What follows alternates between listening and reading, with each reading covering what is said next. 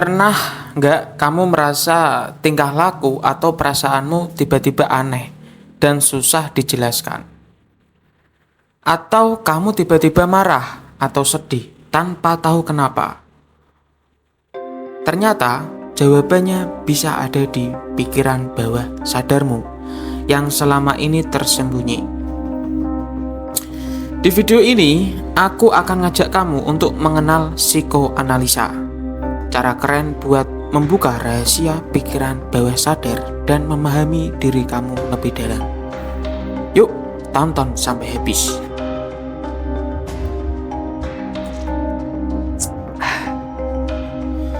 Apa itu psikoanalisa? Psikoanalisa itu teori dan metode psikologi yang diciptain sama Sigmund Freud. Intinya, psikoanalisa ngajarin kita bahwa di dalam pikiran kamu ada bagian yang gak kelihatan tapi sangat berpengaruh. Namanya pikiran bawah sadar. Di sana tersimpan banyak perasaan, kenangan, bahkan trauma yang kamu sendiri kadang gak sadar ada di dalam dirimu. Pikiran bawah sadar ini sebenarnya mengatur banyak hal dalam hidup kamu, dari kebiasaan sampai perasaan kamu sehari-hari tanpa kamu sadar. Struktur pikiran menurut Freud, Sigmund Freud, ya. Freud membagi pikiran jadi 3 bagian. Pertama, id adalah bagian yang paling dasar yang penuh dorongan dan nafsu, seperti lapar, marah, atau cemburu. Id gak mikir panjang, dia cuma pengen langsung kesampaian, ya. Yang kedua, ego. Ego itu bagian yang realistis. Dia berusaha menyeimbangkan keinginan id dengan kenyataan di sekitarmu. Nah, ego ini yang bikin kamu mikir sebelum bertindak supaya gak kena masalah.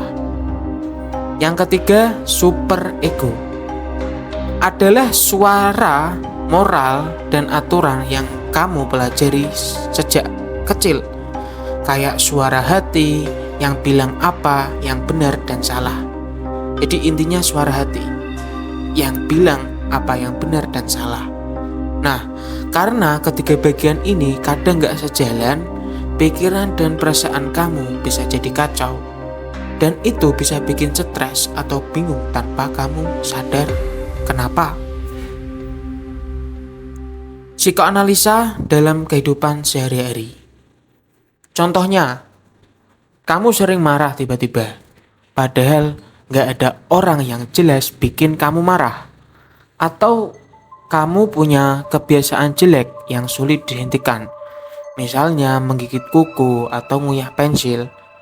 Lah, menurut psikoanalisa, mungkin ada perasaan atau pengalaman masa lalu yang belum kamu sadar dan belum kamu selesaikan. Kadang kamu juga bisa merasa takut atau cemas tanpa alasan yang jelas. Itu juga bisa karena konflik di pikiran bawah sadar kamu. Dengan psikoanalisa, kamu diajak menyelami perasaan dan konflik itu supaya kamu bisa mengerti apa yang sebenarnya terjadi di dalam dirimu. Jadi gak cuma ikut perasaan aja, tapi juga paham penyebabnya.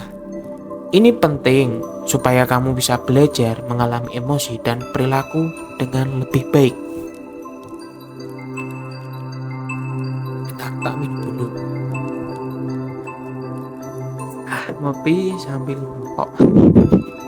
Ya, teknik psikoanalisa.